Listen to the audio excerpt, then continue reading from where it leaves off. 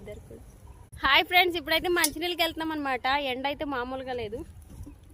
So మా నుయ్యి నీళ్ళేమో వచ్చి నీళ్ళన్నీ ఆరిపోయాయి అనమాట. తాగడానికి కూడా మంచి నీళ్ళు లేవు.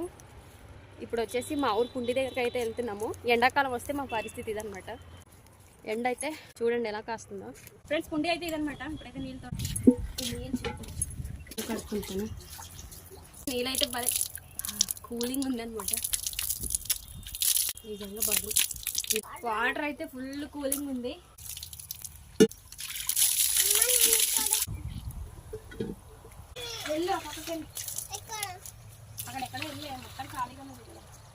నీళ్ళు అయితే తోడేసామన్నమాట. చూడండి ఎంత బాగున్నాయో.